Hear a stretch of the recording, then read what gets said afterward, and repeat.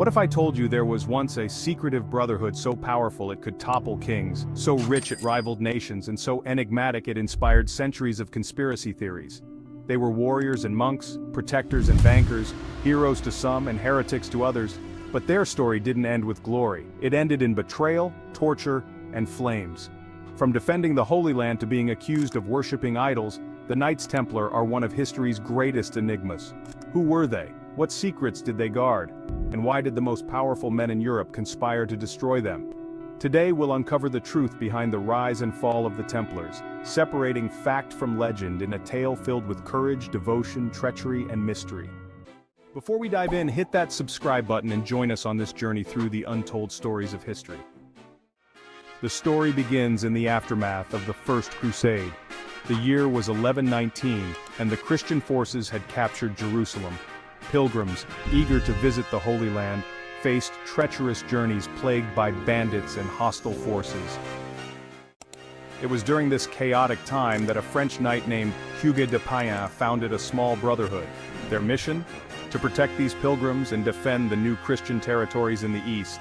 They called themselves the Poor Fellow Soldiers of Christ and of the Temple of Solomon, later known as the Knights Templar.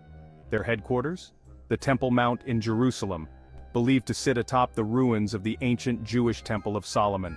This location added an aura of divine purpose to their mission. The Templars were unlike any other group of knights.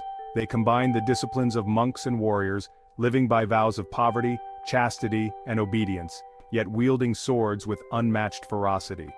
Their first Grand Master, Hugues de Payens, established the foundation for what would become one of the most powerful organizations in medieval history. At their core, the Knights Templar had a dual mission to serve God and protect the faithful, but their influence extended far beyond the battlefield. Pilgrims traveling to Jerusalem risked robbery and violence at every turn. The Templars provided armed escorts, ensuring safe passage through dangerous territories. The Templars became the elite fighting force of the Crusades.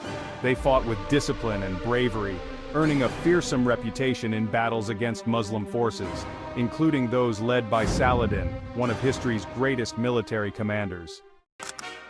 Pilgrims traveling to the Holy Land often needed a safe way to transport wealth. The Templars developed a groundbreaking financial system where travelers could deposit money in one location and withdraw it in another. This innovation made the Templars extraordinarily wealthy and established them as the first international bankers.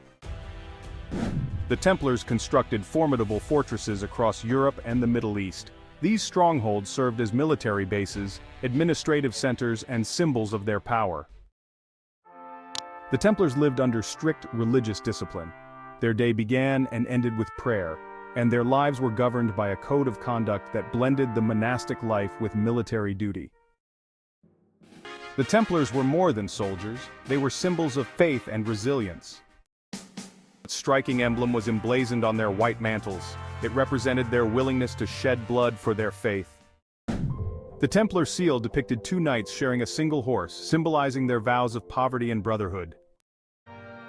Templars underwent solemn initiation ceremonies, swearing oaths of loyalty, poverty, and obedience. Their daily routines included prayers, fasting, and rigorous military training, reflecting their unique blend of monastic and martial life. The Templars lived by a strict chivalric code, emphasizing courage, honor, and loyalty. They saw themselves as soldiers of God, fighting not for personal gain, but for the preservation of their faith. As the Crusades raged on, the Templars rose to incredible heights of power. By the 12th century, they controlled vast estates across Europe, managed a financial empire, and commanded armies that rivaled entire kingdoms. Their influence was unmatched. Kings sought their advice, popes blessed their missions, and pilgrims entrusted them with their wealth. But with great power came great enemies, and as the Crusades waned, the Templars' fortunes began to shift.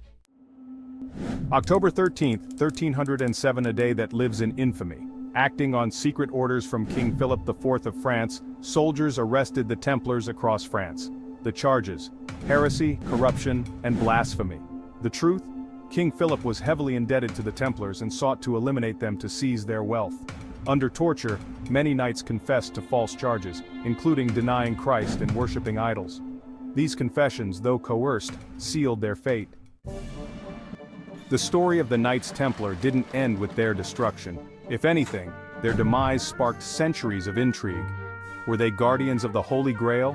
Did they uncover ancient secrets beneath the Temple Mount? Or were they simply victims of power and greed?